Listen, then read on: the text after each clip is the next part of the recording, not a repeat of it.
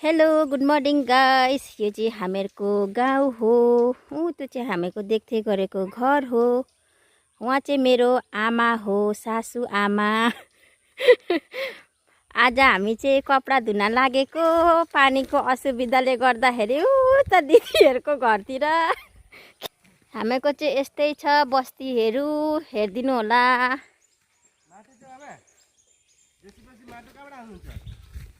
कपडाको टोप्ला टोप्ली हेर्नुहुन्छ भने देखाइदिन्छु। यता छ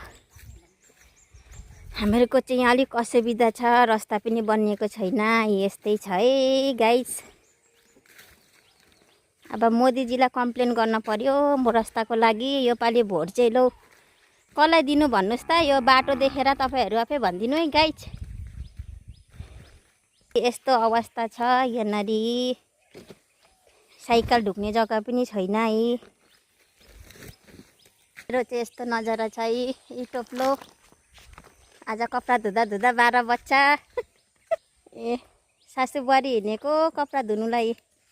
लो फाइनली हामी चाहिँ कपडा धुने जग्गामा आइपुगेको छौँ र यो कपडाको टोप्लो हो। यो खै त पानी पनि देखाइदिउँ।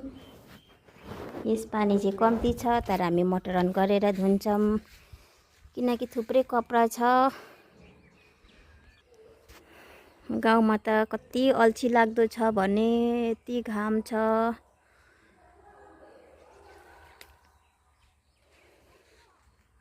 आज हामीहरूको काम यति कपडा धोइसकेपछि यहाँ सुकाउनु हुँदैछ उहाँ आमाले।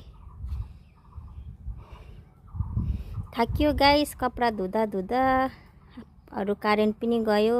यति कपडा अझै धुनु छ। पानी आइसी धुने हो अब यति।